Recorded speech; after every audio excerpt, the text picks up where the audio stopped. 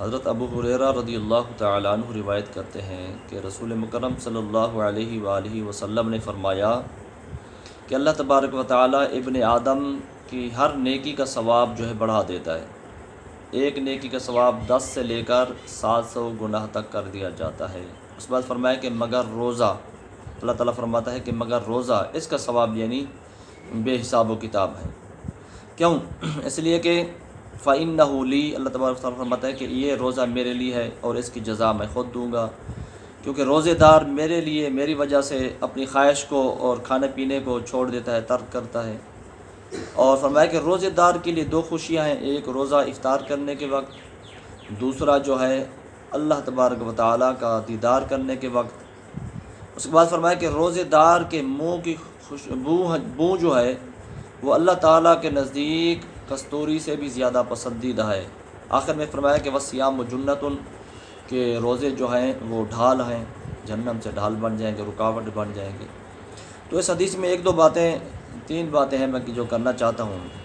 ایک تو اللہ تبارک و تعالیٰ کے حبیب نے فرمایا کہ ہر نیکی کا ثواب جو ہے دوگنا کر دیا جاتا ہے، بڑھا دیا جاتا ہے 10 سے لے کر 700 گنا تک۔ لیکن یہ دوسری نیکیوں کے بارے میں ہے۔ روزے کے بارے میں فرمایا کہ اس کا ثواب جو ہے 10 سے لے کر 700 تک نہیں بڑھایا جاتا یا اس کے درمیان میں نہیں دیا جاتا۔ فرمایا کہ روزے کا ثواب جو ہے بے حساب و کتاب ہے۔ باقی نیکیوں کا ثواب جو ہے اس میں تو حساب کتاب ہے کہ 10 سے لے کر 700 گنا تک جو ہے بڑھا دیا جاتا ہے، لیکن روزے کا ثواب جو ہے اس کا ثواب جو ہے بے حساب و کتاب ہے۔ اس بعد فرمایا کہ روزے دار کی 2 خوشیاں ہیں، ایک تو روزہ افطار کرنے کے وقت، دوسرا اللہ کے دیدار کے وقت۔ غور کریں کہ اس سے پتہ چلتا ہے کہ روزہ ہی ایسی نیکی ہے کہ جس کے بدلے اللہ تبارک و تعالی ہمیں اپنا دیدار عطا فرمائے گا۔ اس کے بعد فرمایا کہ روزے دار کے منہ کی بو جو ہے اللہ تبارک و تعالی کے نزدیک کستوری سے بھی زیادہ پسندیدہ ہے۔ اب غور کریں کہ بندے کے منہ کی خوشبو بھی نہیں، بو وہ اللہ تبارک و تعالی کے نزدیک کستوری سے بھی زیادہ پسندیدہ ہے۔ کیوں ہے یہ روزے کی برکت ہے، روزے کے سبب سے ہے۔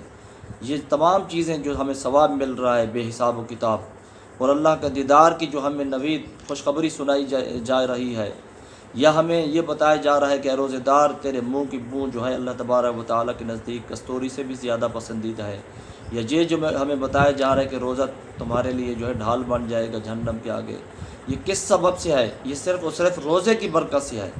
روزے کے سبب، روزے کی نیکی کے بدلے میں اللہ تبارک و تعالیٰ یہ سب نیکیاں ثواب اجر عظیم ہمیں عطا فرمائے گا۔